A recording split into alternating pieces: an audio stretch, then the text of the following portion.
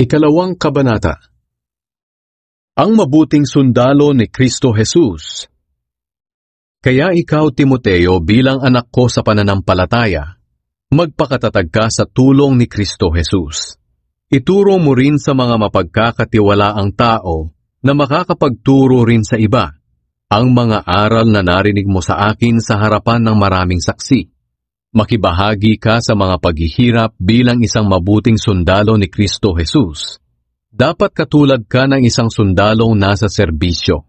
Hindi siya nakikisangkot sa iba pang gawain para mabigyan niya ng kasiyahan ng kanyang opisyal.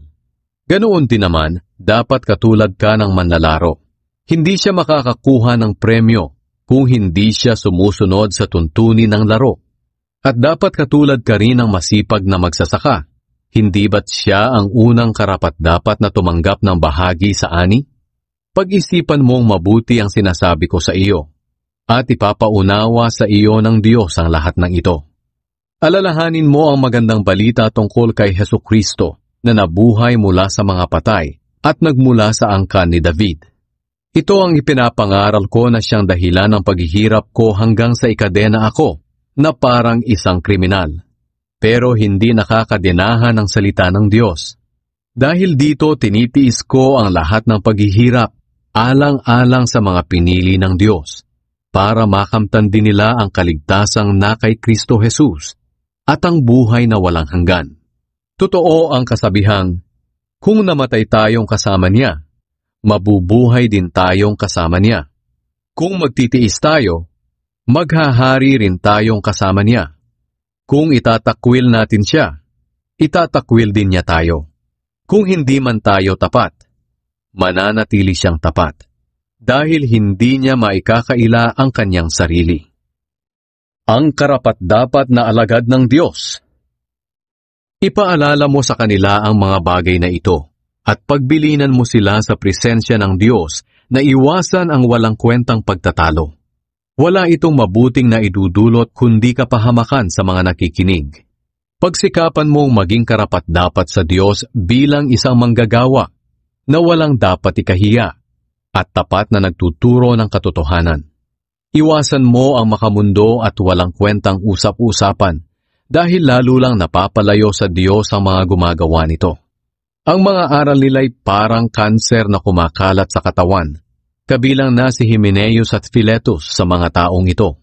Lumihis sila sa katotohanan dahil itinuturo nilang naganap na ang muling pagkabuhay ng mga patay at ginugulo tuloy nila ang pananampalataya ng iba.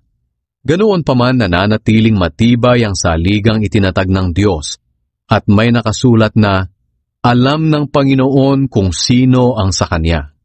At dapat lumayo sa kasamaan ang bawat taong nagsasabi na siya'y sa Panginoon.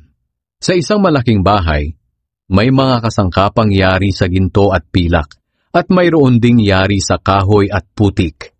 Ginagamit sa mahahalagang okasyon ang mga kasangkapang yari sa ginto at pilak, at ang mga kasangkapang yari naman sa kahoy at putik ay sa pang-araw-araw na gamit.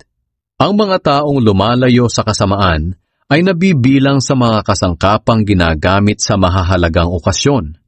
Nakatalaga sila sa Panginoon, kapakipakinabang sa Kanya, at laging handa sa lahat ng mabubuting gawain. Kaya iwasan mo ang masasamang hilig ng kabataan. Pagsikapan mong mamuhay ng matuwid, tapat, mapagmahal at may mabuting pakikitungo sa kapwa, kasama ng mga tumatawag sa Panginoon ng may malinis na puso.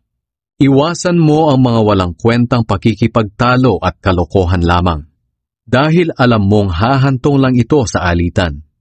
Ang lingkod ng Diyos ay hindi dapat nakikipag-away, kundi mabait sa lahat, marunong magturo at mapagtimpi. Kailangang mahinahon siya sa pagtutuwid sa mga sumasalungat sa Kanya. Baka sakaling sa ganitong paraan, ay bigyan sila ng Diyos ng pagkakataong magsisi at malaman ang katotohanan. Sa ganoon, maliliwanagan ang isip nila, at makakawala sila sa bitag ng Diablo na bumihag sa kanila para gawin ang nais nito.